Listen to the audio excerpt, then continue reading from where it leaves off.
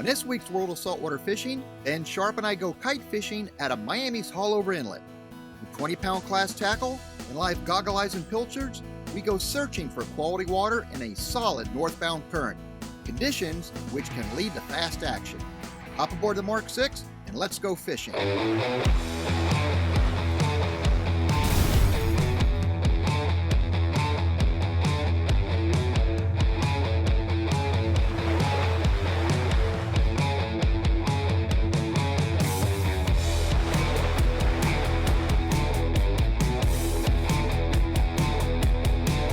George Poveromo's World of Saltwater Fishing, where big fish don't stand a chance.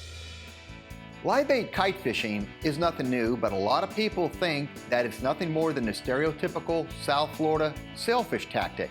In fact, kites have been around a long time, dating back to the Polynesians. Beyond what most people think, that it's only for sailfish, it is absolutely deadly on sailfish, but any kind of offshore fish will follow the baits being fished from the kite. The fishing kites have produced kingfish as big as 66 3/4 pounds, white marlin, blue marlin, wahoo, blackfin tuna, dolphin, cobia, sharks, and the list pretty much goes on. It's a deadly tactic for a wide variety of fish. And here I was with a prominent offshore tournament angler, highly skilled in not only fishing live bait sailfish tournaments throughout South Florida and the Keys, but also a very skilled and proficient troller out in the Bahamas when it comes to catching wahoo and blue marlin. That is Ben Sharpe. I am 37 years old. I am born and raised in Miami, Florida. I started out with the party boats when it comes to saltwater fishing, and that progressed into when I was in the military, which I was in the military for 5 years. After that, got out. I wanted to focus on school, but I always had fish on the brain. And not only does he have a strong handle on fishing these local waters, primarily for offshore species, but he runs 3 of his very own sailfish tournaments out of Miami. Very popular, he's a great guy, and he's very dedicated to the sport of fishing. Met up with Ben in North Miami at TNT Marine. We ventured out to around the Beer Can Island area of North Miami's Biscayne Bay to meet up with Max from Max's Live Bait to secure 3-4 dozen goggle eyes. After loading up on goggle eyes, Ben and I headed out of Haulover Inlet. The reason we picked Haulover because it was kind of a central location for what we wanted to do. Originally we were like, hey, let's feel it out. Maybe we go north and go out of Palm Beach, or maybe we go south, out of Miami, Government Code, or the Keys. But Haulover worked out perfect. And Haulover Inlet, we were here towards the latter part of November. It could be a very good fishing area depending on the cold fronts that have come through just prior to that. We said, let's go right out front, pick our depth. We had like a northwest to north wind blowing, and we set up. We had our bases covered in terms of a swath of water around the boat, as well as depth. So we had a very potent live bait spread. Now it's just a matter of dialing it in and getting on a fish. So the balloons, if you do dunk a kite, saves you a lot of money. That thing hits the water and she'll stay floating. You can motor up to her, get her again, rinse her off with fresh water so you don't have no salt crystals on it, because that will affect how the kite flies. Dry her out and then put her back up again. Ben gets hooked up on the dolphin off the kite bait. He winds tight, he's hooked up. Oh, dolphin, you got a dolphin. You got dinner working on it, huh? Yeah, it's a good start. Yeah, not too bad. There you go. Another dolphin. I'm coming around you, Ben. I'm making it easier.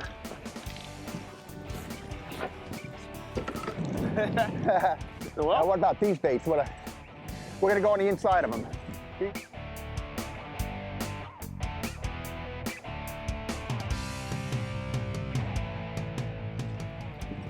Got this one flat out here, Ben. All right, cool. They're gonna follow each other around. Hopefully right into the fish box. Oh, there goes mine. Pulled hook. It's up to you, Ben. Oh, well, he's still there. If you want to get a spinner, I still see him right there. Is he still there with him? Yeah, I see him. He's over here. All right, going back in there after him, man. Directly behind the boat, about 20 yards. All right, coming in there.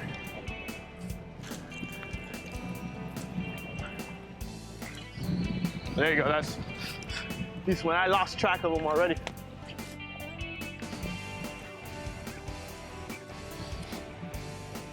I'll get a gaff and help you here, Ben. Okay, I can go around back this way again. All right, I'll follow you, Ben. All right. As gaff, we'll travel. Oh, there you go. Got Mahi on this one. Oh, which is on that one here? Okay. Yeah. Hang on, Ben. Let me hook him up. Get him.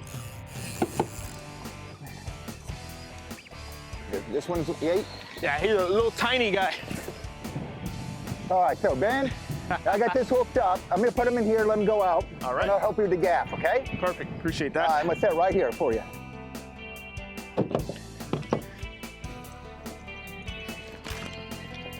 All right. All right, Ben. There we go. Dinner On the board. time.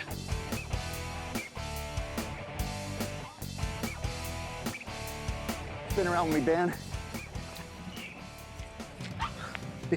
Dinner time, huh? Dinner time. A circle hook. You kind of didn't do what circle hooks do. Well, that's okay, because this is dinner. Yep, exactly. Well, I'll tell you what, not to be rude, but I got a dolphin I put over there to gaff you, so I'm going to give you this. I got it. I know you're capable. I'm going to get up there and get the other one for dinner. Good, I'll be up there for you. You say mine's a little guy just because you got a decent sized one in the boat, right? I'll tell you what. We fillet both fish out. We cook them. You tell me if you can tell the difference. I know, right? He's legal. Come on the leader for you. All right, he might take off here. Oh, come on, buddy. Come on. There's my dinner. Not the best gaff shot, but we got him. And we boxed both dolphin. Here we were, in November, out of South Florida, still catching dolphin. How do you think the people up north feel when it's snowing and all that, watching us catch these fish in such nice conditions, despite the 25-knot winds that we were in? The kite fishing tackle that we were using, and even on the upwind side of the boat, we're using the PENN reels, models 30 and the 40. As far as the line, 20-pound test, Suffolk Superior in smoke blue. Then put a short bimini twist, which is a double line, in the 20-pound test. And then from there, we're using Suffolk's Invisalign fluorocarbon leaders in 30-pound test. On the business end, VMC hooks, sizes 4/0, maybe as large as a 5/0. And to make sure that we get the best hookup percentages when live bait fishing is with our goggle eyes or even our herring or pilchards, we would bridle the baits, which makes it that much more potent when these fish eat. You wind tight, you come tight, and chances are that circle hook will be set, providing you bridle your baits. George Poveromo's World of Saltwater Fishing is brought to you by PENN. Let the battle begin. Mako, the perfect predator. Bass Pro Shops and Cabela's. Your adventure starts here. Mercury Marine. Go boldly. We'll be right back. After regrouping from fishing the waters between North Miami's Haulover Inlet and Government Cut, and despite the good dolphin action, Ben Sharpe and I opt to run even farther south based on reports of a solid northbound current off Key Largo. We're back at TNT Marine, and Ben said that he had friends that ran into a super good current down off Molasses Reef Light in Key Largo.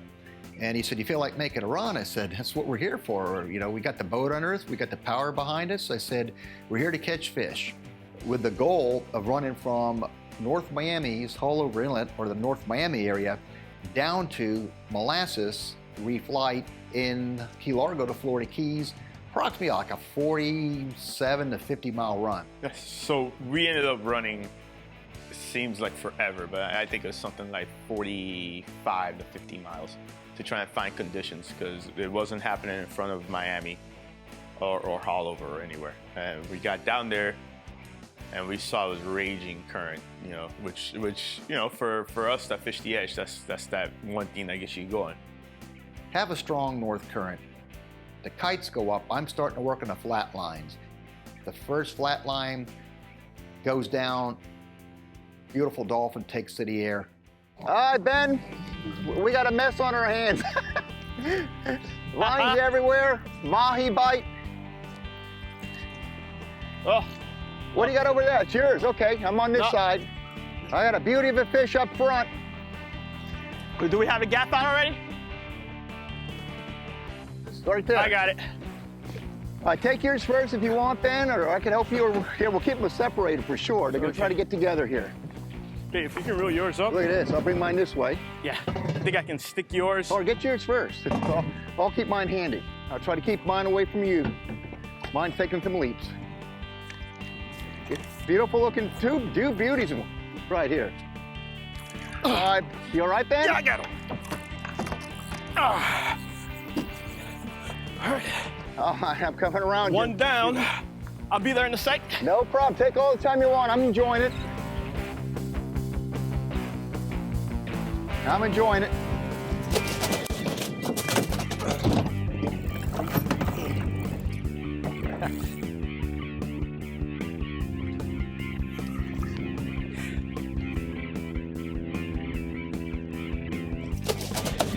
Check those colors, Ben. All right, sir. This might be the shot. I'll work them in there. Take your time. Got him.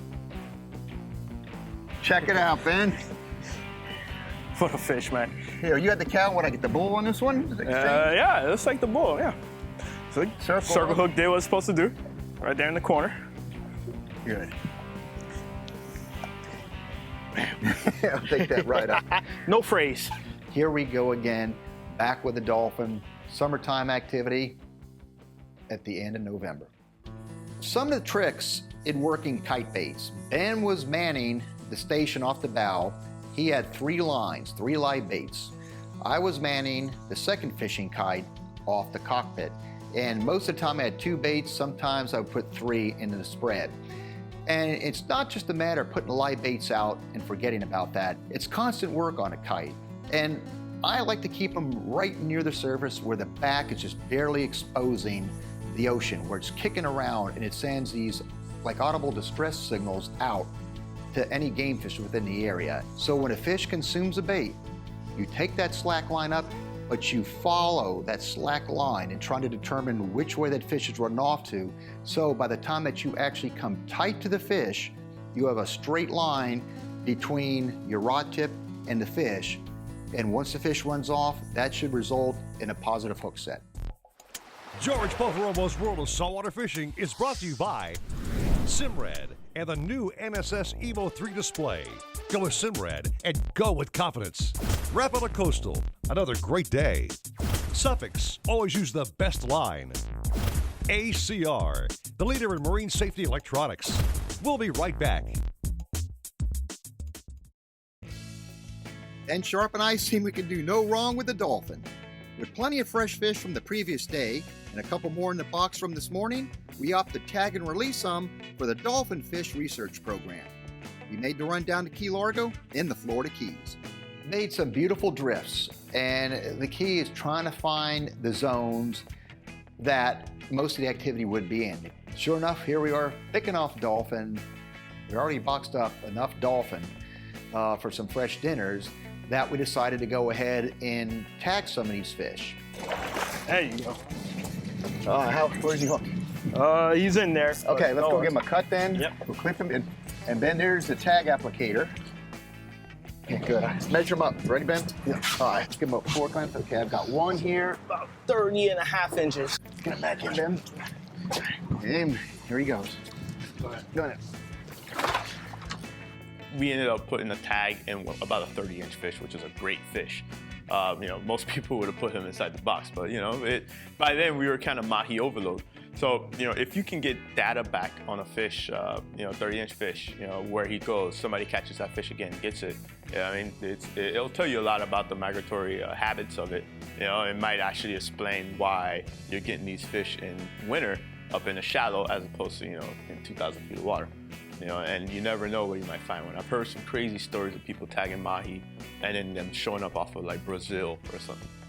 We got into the current down off Molasses Reef Light, had big expectations, but unfortunately, the only sailfish that we did see came up on one of the live goggle eyes Ben had on the short kite bait. Fish eats, Ben winds tight, but as Ben was winding tight, the fish felt the hook and took to the air, shook the hook. That was our one and only shot at sailfish. The big surprise We were drifting in roughly about 140 feet of water. And I had a deep bait set. I grabbed the rod and it's going straight down and it has a lot of force behind it.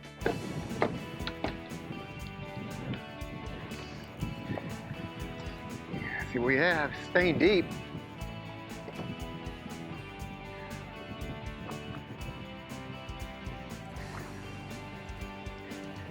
It's like almost straight up and down. On a mutton. On a deep bait too. Yep.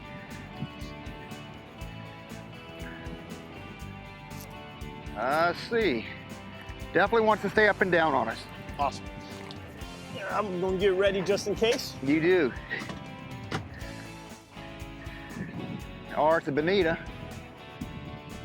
Feeling some pumping. You know, wait until that lead and I'll reach over. All right, here's the lead right there. If you could just go and pull that, slip it right off. Thank you. What we got? We got, oh, big mutton. Look at a mutton. Check this mutton.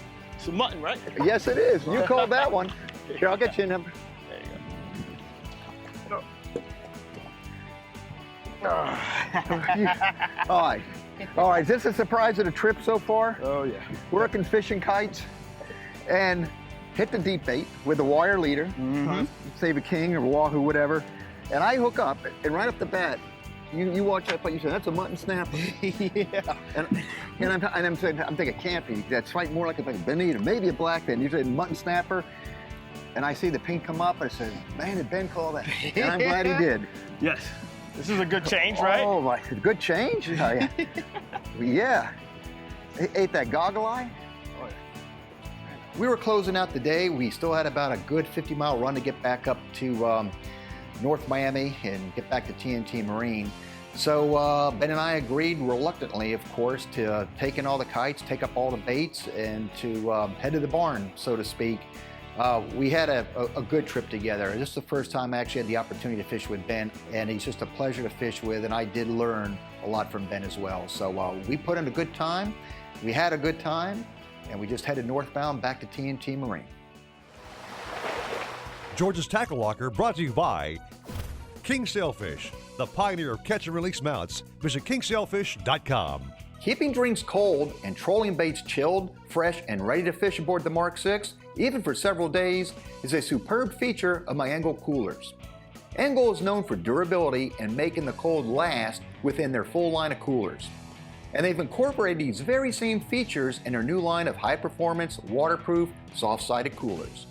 Take their Engel HD30, for example, which we use to keep our sandwiches dry and cool.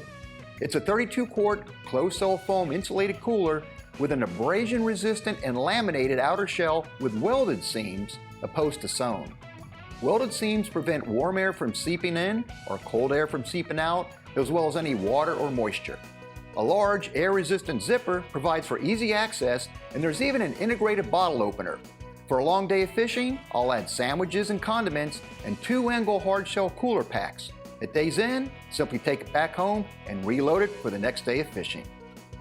Mercury Performance Stats Miami's Hollover Inlet. Seas 4 to 6 feet. Power, triple 350 horsepower Mercury Verado outboards. Props, Mercury Inertia Eco 21, 22, and 21-inch pitches. Consistent cruise, 3,800 RPM. Speed, 38 miles per hour. Total miles traveled, 148. Total fuel burned, 134 gallons.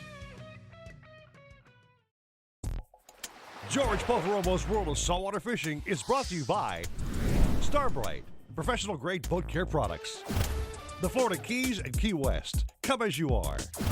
Papa's Pilar Artesian Crafted Rum, never a spectator. King Sailfish, the pioneer of catch and release mallets. Visit kingsailfish.com. You know, growing up in South Florida, you know, you grow up, especially for me, I learned a lot of what I do through TV. You know, and I mean, for as long as I can remember, I remember seeing George on TV. It was truly humbling to actually get the phone call to go fishing with him. It's actually my first TV show ever, which it was pretty awesome. You know, I was super appreciative. You know, it was great. You know, we all had such a great time, and it's something that I hope I get the chance to do again. Although we were targeting sailfish, is luck would have it, sometimes you don't get the conditions and sometimes you don't get the breaks. And wasn't for our lack of working hard. What we did prove is that when you put fishing kites up, they're not only for sailfish. Any pelagics that swim in the offshore waters, sooner or later will fall victim to kite bait. It's a deadly tactic to learn, and it's something, if you do a lot of live bait fishing, to put in your arsenal no matter where you fish geographically. And as Ben and I proved on this trip, we cleaned house on a dolphin like it was summertime. Kite fishing is just a different way to present baits. It's a highly effective way of fishing baits.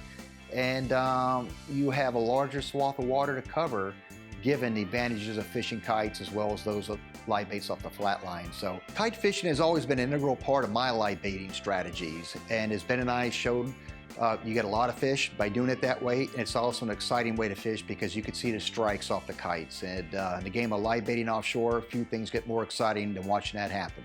Follow George on social media. Visit GeorgePoveromo.com. On Facebook, Facebook.com/George.Poveromo. On Instagram, @George Poveromo. And watch his episodes on YouTube at George Poveromo TV.